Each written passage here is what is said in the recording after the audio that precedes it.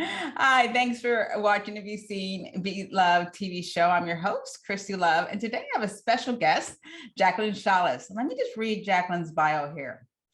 From a challenging upbringing and self-harm to being a teenage published author, uh, broadcast journalist, and college instructor, the excitable introvert and Jacqueline leveraged her successes, failures, quirks, and proficiencies to become an international speaker, global best-selling author, and advisor to hundreds. Wow.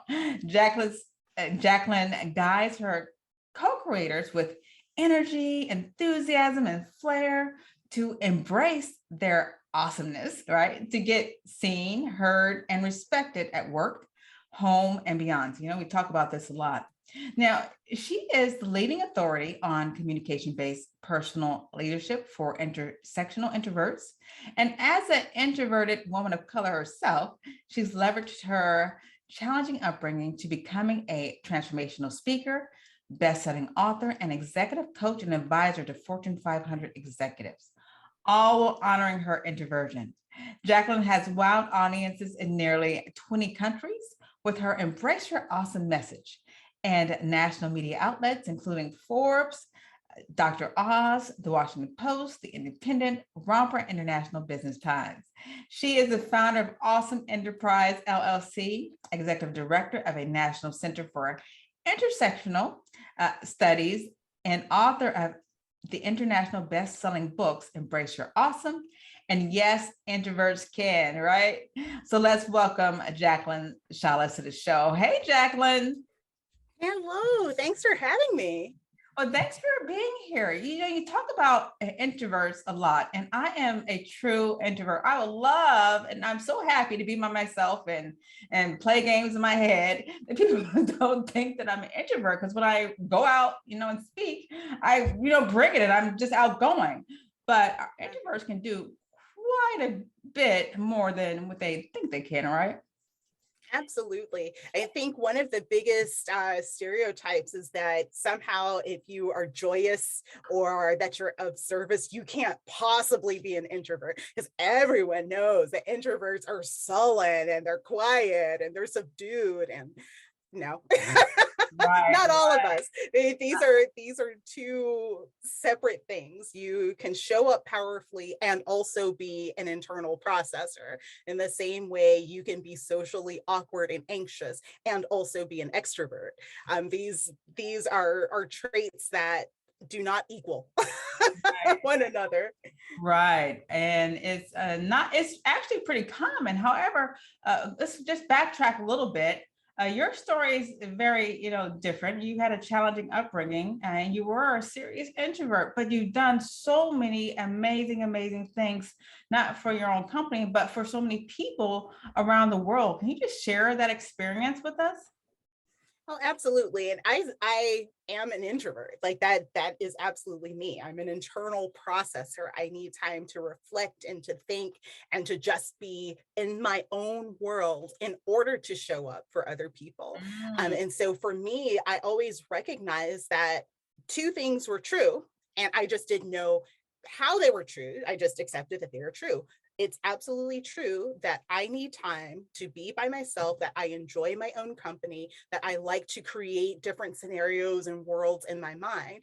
And also, I was very clear all the way in kindergarten. I knew I would be a writer. I knew I would be traveling. I knew I would be on stages. I mean, my childhood aspiration wasn't to be like a doctor or a lawyer or fireman or any of that business. My aspiration was to be a New York Times bestselling author. So one, I was a strange kid. And also, it was very clear to me early on that both of these things about me are true. And so there wasn't really a question in my mind of, can I be both? It's like, of course, that's just, yeah. So I just need to prepare myself to be both. However, that is not how all of the rest of my world saw it. All the rest of my world saw either you can be in front of people speaking and on stages, or you can be quiet and you can be in solitude. You can have your reflective, introspective moments. You can't be both. And so the challenge was always, okay, well, I know this is true about me. I know both of these are true. So what do I need to do to be that person? And so it was just a matter of me making those choices and chances, hoping it worked out, where I'm honoring both. And that, I think, really, it was truly the start of it. I mean, my big pivot point was where I had an opportunity to kind of uproot my life, if you will. I was recruited to go to a different high school for debate. I mean, I joined the debate team because I knew if I'm going to be on stages, I need to be comfortable speaking in front of people. So join a debate team. And that led to me being recruited to completely new environment. Didn't know anyone, kind of knew the coach. I saw her a few times. And so it gave me a blank slate. Nobody knows me. I know no one. There's no expectations. Right. And so I challenged myself with saying, if I were to be the person in my head, what would that person do?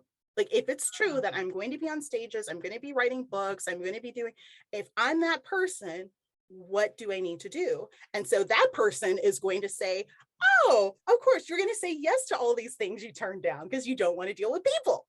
You're going to say yes to all of these opportunities.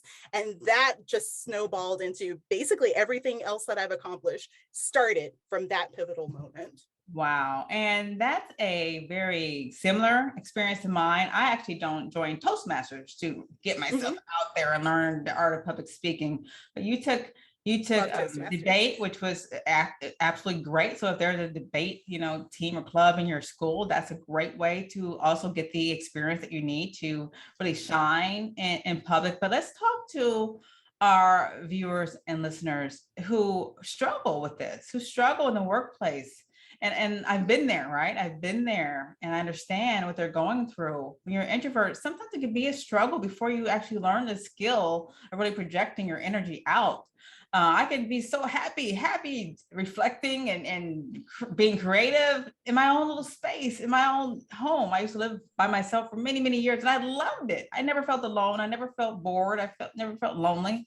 I just always had a great time conjuring up these creative ideas in my head. And that led me to writing and then, speaking and things like that, because I was more creative. But let's talk to our listeners and viewers. Now, how would they really approach this to really get out? And now we have this, shutdown. A lot of people are inside, and that was amazing for me. I'm like, whoa, I can be inside really and have a great time and learn all kinds of things.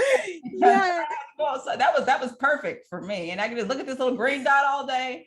But some people are not. Some people get very depressed by being inside. Yeah. So speak to them. Yeah, there's so many things to unpack. So the first, let's just kind of set the base level for what an introvert is, because there's a lot of misconceptions on what it means to be introverted.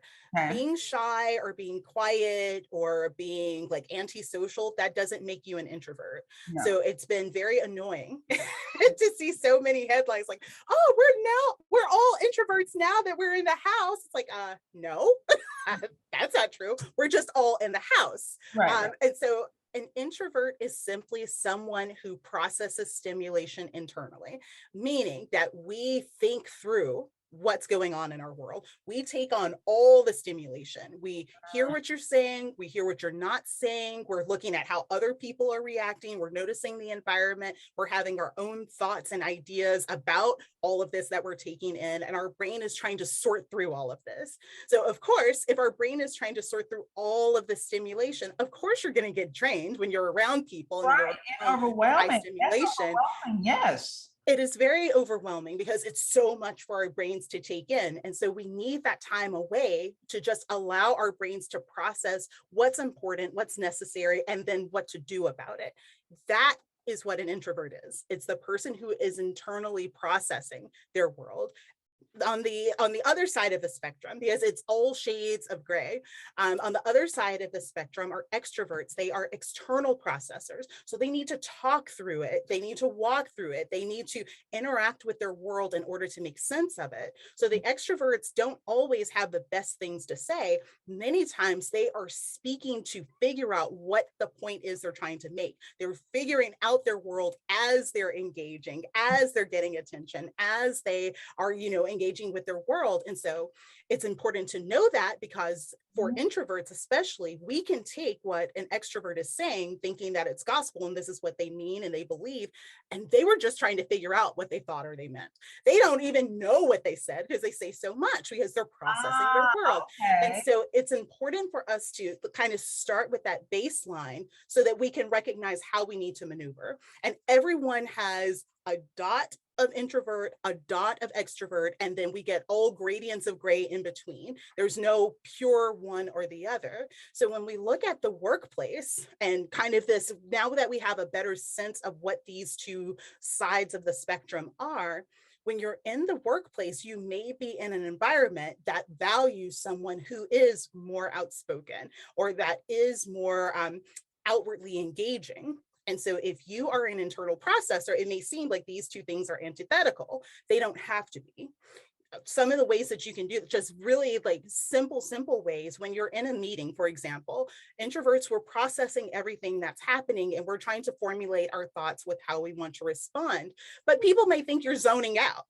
You're just sitting there. You're just sitting there. Just So too shy even to if you're speak up or something like that. And it's not right, it. You're just processing the information so you can give exactly. a valid, question or comment or idea based on the topic that's discussed. But because Right. And it's they think, oh, she has a problem speaking or she has a problem talking and communicating. That's really not it. Now you're talking about how, and this is totally me, how we're processing all and trying to figure out all of these things. We see everything, we observe everything. How do we stop that? there are ways that we can leverage it. Like we can use it to our advantage. A lot of the languaging and a lot of the focusing around introversion and being introspective and reflective is on, oh, this is such a burden. Oh, this is such a terrible thing.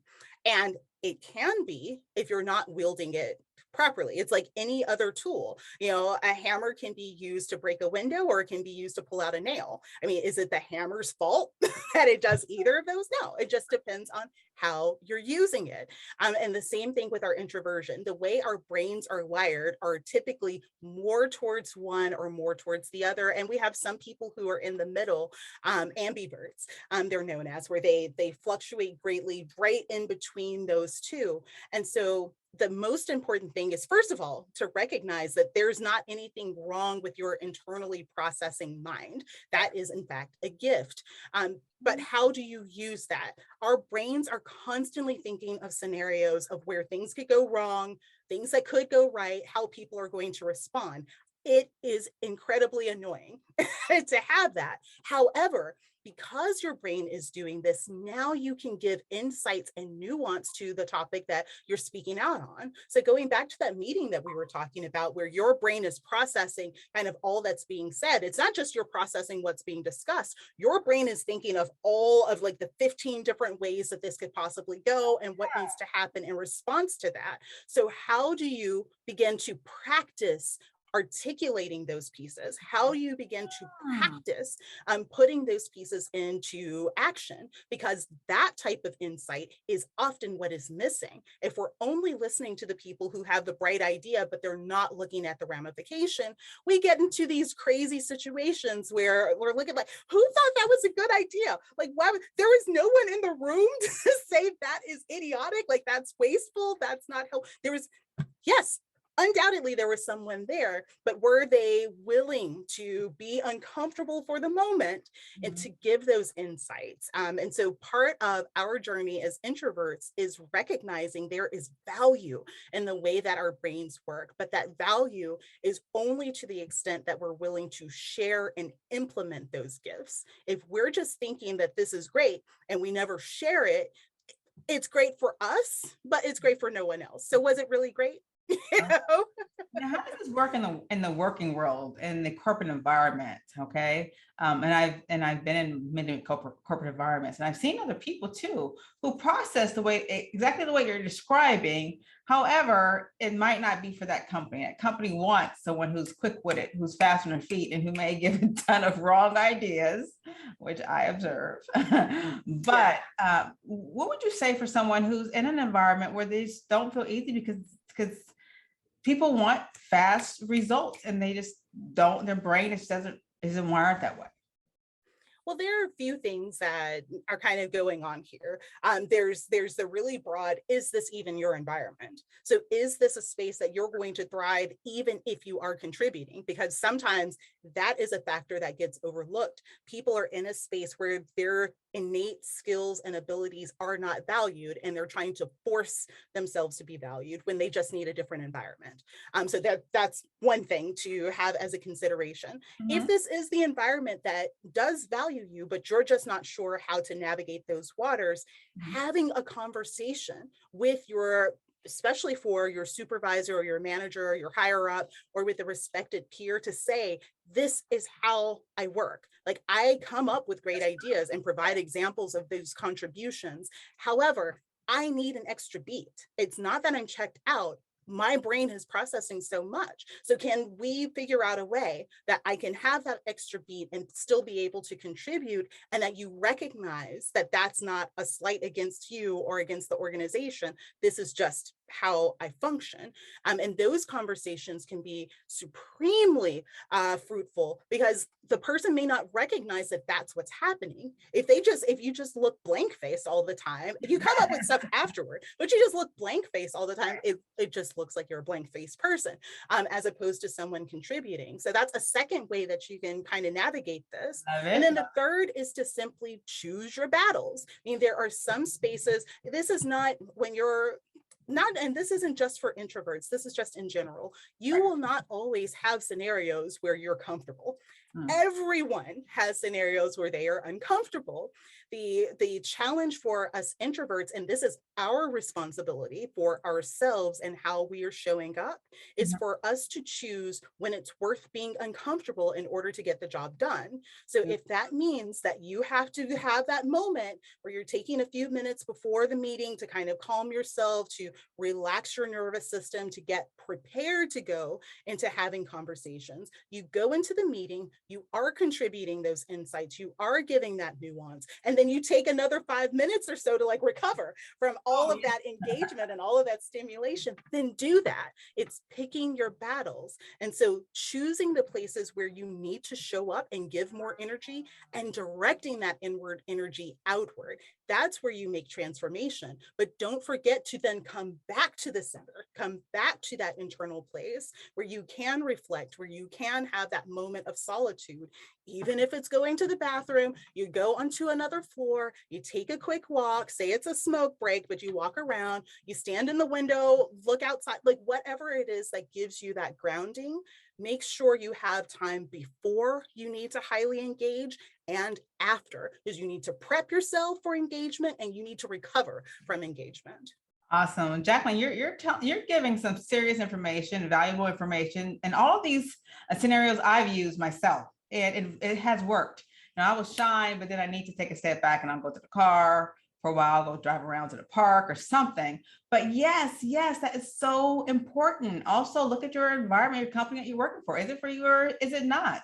And Yeah. it's all about owning your power, right? And owning your, or stepping into your power and owning your voice. I'll get the job done. I'll do what you need me to do. I'll do an exceptional, job.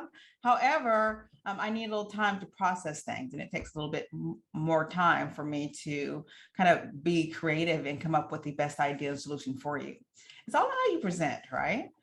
Yeah, and it's especially important for intersectional introverts, because you have additional things that you're also challenging in that space as well. So having that recovery and that prep time is all the more essential when you are one of one. If you're the only introvert in an extroverted environment, it's, you must do this. This is not like a nice to have, because otherwise you're going to put yourself into a place where your mental health is taking a hit, your physical health is taking a hit, your relationships are taking a hit.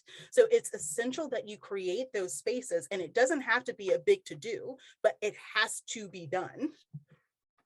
I love it. That's so important. You speak all over the world, actually, Yes. giving speeches on this topic, on this specific Mhm. topic, and helping so many people, because people don't realize there's a lot of people like us, right? Who are trying to struggle through life, and until you get your flow, your personal flow of things that work for you and work best for you and allow you to shine, it's a struggle. the struggle. So a lot of people need that. So I thank you for sharing the valuable information that you shared around the world to help so many people. And I hope that our listeners are taking notes and using these tools to kind of make their lives a little bit more balanced. Yeah, And absolutely. I wanted to just take a moment to just point out a couple things in what you said. First of all, there are far more of us who are on the introverted side than most people recognize. The number statistically is between 40 to 60% of people who are more on the introverted side. So that's one thing. There's plenty of us. You are not the only person. It may feel that you are, but you are not. oh, good. And then That's also, sure, yes. yes, and there's so many like notable people who are also introverted, and not just that they're introverted, they recognize and they leverage their introversion. So you have people like Beyonce, like Adele, like Emma Watson, like Stacey Abrams, like Simon Sinek. You have these big people, big personalities who are literally transforming the way that culture and business and just day-to-day operations work. They are changing the landscape of how we all live our lives in big, very large ways, and even in small ways. And each and every one of them, one, is introverted, and two, recognize the benefits and the gifts of their introversion. And they have spoken about these different aspects of being introspective, being reflective, having that time to where their brains connect the dots when they're in solitude, that is the reason why they are successful. They didn't have to overcome or do something to change being an introvert. They use their introversion so that they could be those big names, so that they could create that success, so that they could transform the world. And because they are coming from that space of saying, this is who I am, this is how who I am is beneficial, now they can show up big and bold and full, even if they're not the loudest, even if they're not like the big to do, they show up in service, they're able to pour their all into it, and then they retreat to the shadows to recover. Sounds like the story of my life, but I love it. Yeah. I love it. I love it. Absolutely. Now tell us what you're doing. What are you doing now? What's lighting you up, Jacqueline, these days? Right now, really capturing the experiences of intersectional introverts has been, it's been my thing for the past couple of years, with having a solid focus in capturing these experiences. One of the things that was very frustrating for me is seeing how many stories, especially for introverted women of color, that they have consistent stories across all of these pieces, and no one has documented them. No one has like put any data behind it. No one has Oh, quantified no those one, and experiences. there's And no so help. that's been the challenge for me, is finding these people who have been brave enough to share their story, thinking they were the only one. Like, I'm struggling and I just need to vent. And then having thousands of women say, oh yeah, me too, I thought I was the only one. So being able to quantify those experiences and then tease out, what does that mean? What does it mean to be an intersectional introvert? How can you put that into service, not only for yourself, but for those you impact? And then how can we support those intersectional introverts so that the best is brought out of all of us? Yeah, that's what's lighting me up. That's just lighting you up. Awesome. Well, it's very much needed. And I hope that you find more people to provide more support in this area so that people can shine. Because what I was thinking of is that I've seen so many people who are introverted like we were, but they allowed that to stop them in life. And they stayed in a shadow and stayed quiet because they didn't know how to really bring their true essence out and really shine where they need to shine and make a difference, when I'm sure they had the capabilities to do it. And so Absolutely. I commend you on just sharing this message and getting it out there to the world, right? And that, just not your group or not locally, but the world that you're doing this in multiple publications and media outlets and on stages. So good job for you for helping where it's needed the most. Yeah, absolutely. And I so appreciate you sharing during this time, like your own experience and your own journey. I mean, so the audience members may not have been aware of this. And so they're like, oh, she's so poised and she's smiling and she's great. And she's an introvert. What? What are you talking about? You know, All the it's time. amazing that when we're able to see someone who has this experience like us, it opens the door of possibility of what we can do and what we will give ourselves permission to accomplish. I mean, for both of us, though, everything changed for us. We're still introverts, but the ways that we show up are different now because we gave ourselves permission to explore what does it mean for us to show up whole? What does it mean for us to show up bold and begin playing around with it? Like, okay, let's see if this works. Fortunately, it worked, right? Right. Let me say this is that we all start somewhere. And I just want you all to not stop, to continue, right? For instance, when I started my show, I'm just going to be transparent here. It took me weeks to prepare, weeks. Yes. But I knew that I would have a problem in this area stepping out or going on stage or starting a podcast. It took me weeks to prepare my mindset to do that. But I didn't give up. I kept going. And as you keep going, you get better and you get better and you get better and you get better. So don't stop. All right. Take Jacqueline's advice on everything that she said, which is amazing, to really help you to really hone in on your skills. You have a lot of skills that really need to be out there and shine like these superstars, right? And you probably are a superstar in your own right. And we want to see that. We want to see more of that. So fine, Jacqueline. Yeah, we need you. We need you to show up. We are waiting. Like the people in your world who need your impact and influence, they are waiting for you. They're waiting not for someone like you. They're waiting for you. Your particular voice is what they are waiting for. So if you can't do it for yourself, do it for the people who need you. Remember the people who have poured into your life. It's like, oh, that was exactly, how did they know they're speaking to me? Those people had to get the gumption to show up, to be able to be vulnerable and to do it again and again. And so your life is better. You are that for someone else. Absolutely. And thank you so, so very much, Jacqueline, for being on the show today. I'm sure our listeners can really benefit from the information that you gave today. Thanks again. Thank you for being on the show today. I just want to go over a couple of announcements before we head on over to conversation and a little Q&A. First, I want to give a shout out to Midwave Radio that airs our show in Scotland, the UK, and abroad, as well as on Win Win Women, Roku, Amazon Fire TV, and also Apple TV. You can see the recordings there. Now I want to just tell you a little bit about a webinar that I have that you can find on my website, beseenbeloved.com. And if you know me, let me just talk about what I do.